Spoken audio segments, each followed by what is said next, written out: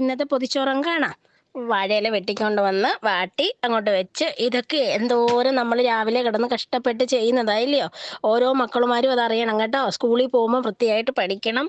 ചെറിയ കാര്യത്തിന് പോലും ഓരോരുത്തർ എടുത്ത് ചാടി ദേഷ്യപ്പെടുന്നതാണ്. അങ്ങനൊന്നും ചെയ്യരുത്. എത്ര എത്ര ബുദ്ധിമുട്ടിയാന്നറിയോ രാവിലെ ഇതൊക്കെ ചെയ്തു തരുന്നത്. അപ്പം മോന് ഇല പൊട്ടിയത് കൊണ്ടാണ് ഞാൻ കവറോട് വെച്ചത്. അവന് തോരൻ മാത്രം മതി എന്ന് പറഞ്ഞു. കൂമ്പ് തോരനാണ്, അവന് പനിയാ. അപ്പം മീൻ വറുത്തതോ ഒന്നും കഴിക്കണ്ടെന്ന് ഡോക്ടർ പറഞ്ഞു 2 ദിവസത്തേനെ. അതുകൊണ്ട് മീൻ കറിയാണ് ഞാൻ കൊടുത്തത്. കൂടെ ഒരു കുഞ്ഞൂടുണ്ട്, അതുകൊണ്ടാണ് ഞാൻ മീൻകറി കൊടുക്കുന്നത്. അവൻ അതും വേണ്ടാന്ന് പറഞ്ഞതാ. തോരൻ മാത്രം മതി എന്ന് പറഞ്ഞ്. ഇന്നും കൂടെ പരീക്ഷയുണ്ട്. അപ്പം ഞാൻ പറഞ്ഞു 2 ദിവസം ഇനി പോണ്ട മോനെ എന്ന് പറഞ്ഞ്. അപ്പം അടുത്ത ലച്ചുമോക്ക് ഇന്നലെ എക്സാം തീർന്ന്. പക്ഷേ അവൾക്ക് ഇന്ന് പനി അടിച്ചിട്ടുണ്ട് കേട്ടോ.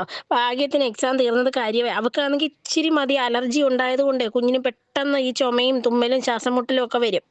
അപ്പം ആ പുത്രിക്കും ചോറ് വെച്ച് തോരൻ വെച്ച് മീൻ വറുത്തത് വെച്ച്.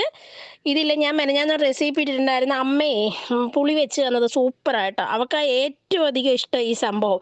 ചുമ്മാ കഴിച്ചുകൊണ്ടിരിക്കും. അതുകൊണ്ട് ഞാൻ ഇങ്ങനെയുള്ള സാധനങ്ങളൊന്നും അധികം ഉണ്ടാക്കത്തില്ലേ.